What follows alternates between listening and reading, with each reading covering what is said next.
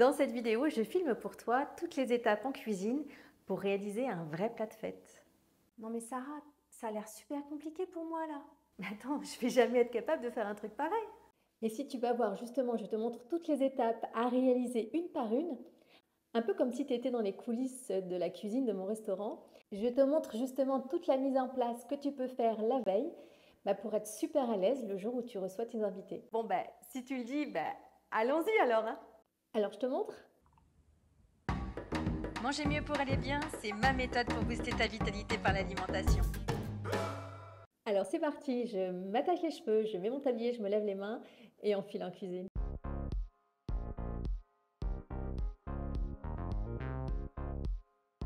Pour réaliser la sauce, on va avoir besoin de noix de cajou. Elles vont nous servir à faire de la crème végétale. Si tu veux en savoir plus, je te mets le lien de ma précédente vidéo sur le sujet.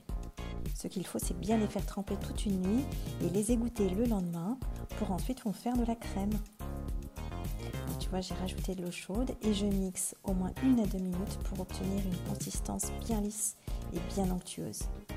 Alors oui, pour réaliser la farce, j'utilise du foie gras, je sais, c'est pas bien, mais c'est IGBA. Il en faut bien pour tous les goûts, mais c'est bien sûr optionnel dans la recette. J'ai mis à saisir une belle échalote et je l'ai flambée avec 2 cuillères à soupe de whisky. Tu peux utiliser aussi du Calva ou de l'Armagnac. Et je mouille avec 70 g de crème de cajou. Et je relève la farce avec une bonne dose de poivre et de piment d'Espelette, ça c'est important.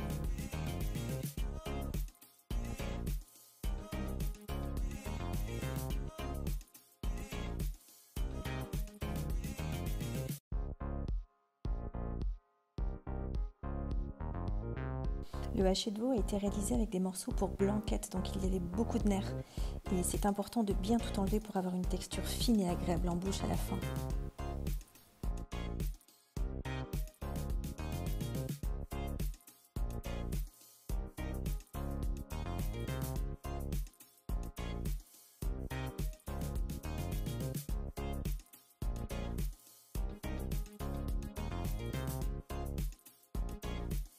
Je prends ensuite chaque filet de pintade que je vais couper dans le sens de la longueur, mais pas complètement. Je réalise en quelque sorte une petite poche pour pouvoir ensuite la replier en deux et pour faire en sorte que la farce reste bien à l'intérieur.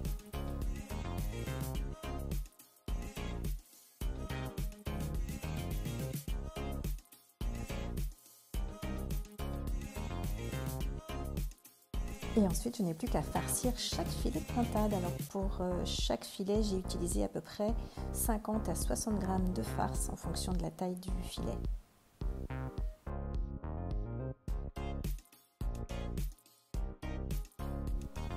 Ensuite, j'ai coupé de fines tranches de foie gras frais que j'ai rajouté par-dessus. Et je termine avec des billes de cassis séché et confit. C'est un délice, c'est légèrement acide et sucré. Donc je procède de la même façon pour tous les filets de pintade et puis ensuite je filme. Alors attention au film alimentaire que tu vas utiliser.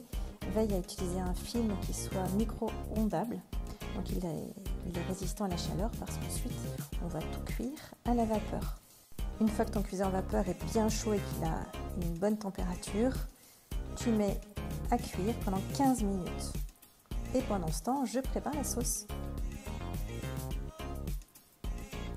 Donc là, je te donne des proportions de sauce pour réaliser entre 6 et 8 filets de pintade. Tu auras suffisamment de sauce pour réaliser 8 assiettes environ.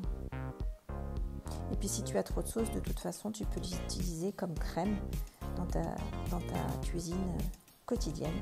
Ça ne sera jamais perdu.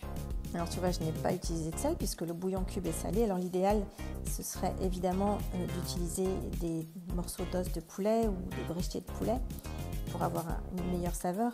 Ici, je n'en avais pas et puis j'avais besoin d'aller un petit peu plus vite. L'avantage des noix de cajou, c'est qu'elles épaississent en chauffant. Ça permet de faire des sauces végétales sans farine pour épaissir, c'est sans gluten et puis c'est très digeste. Après 15 minutes, tu retires chaque filet de pintade du cuiseur vapeur et avec une pointe de couteau, tu vas enlever le jus de chaque filet et ensuite tu laisses refroidir jusqu'au lendemain. Pour ne pas stresser en cuisine, le jour où tu réalises ce plat, je te conseille de faire toutes ces étapes la veille ou 2 jours avant si c'est mieux pour toi. Et comme accompagnement, j'ai choisi un potimarron farci. Je te mets le lien de la recette juste au-dessus. Ici, le potimarron n'est pas cuit, je le fais cuire le jour J. Et je te montre maintenant comment je réalise la croûte de sésame. C'est quelque chose que tu peux faire bien avant de passer à table. Donc je peins un œuf, je mets des graines de sésame dans une assiette et j'ai mis dans une autre assiette de la farine d'orge avec du sel. Donc je vais d'abord envelopper chaque filet de pintade dans une couche de farine d'orge. Je le passe dans l'œuf et je termine avec les graines de sésame.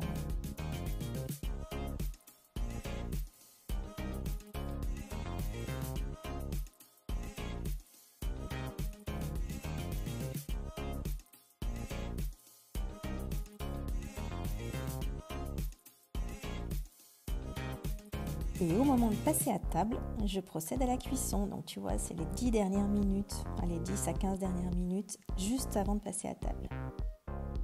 Je fais griller sur une poêle anti-adhésive dans un fond d'huile. J'ai mis environ 3 à 4 cuillères à soupe d'huile de tournesol et je fais saisir sur chaque face. Au dernier moment, je réchauffe ma sauce.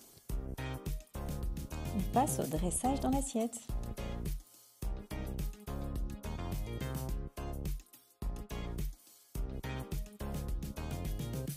Et je vais couper des quartiers de potimarron par-ci.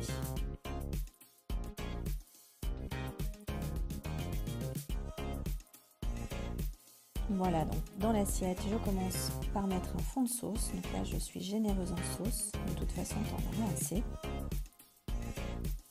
L'accompagnement. De chaque côté, j'ai mis 2 quartiers dans l'assiette.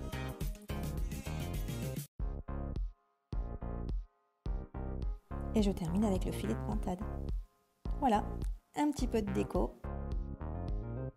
Et c'est prêt.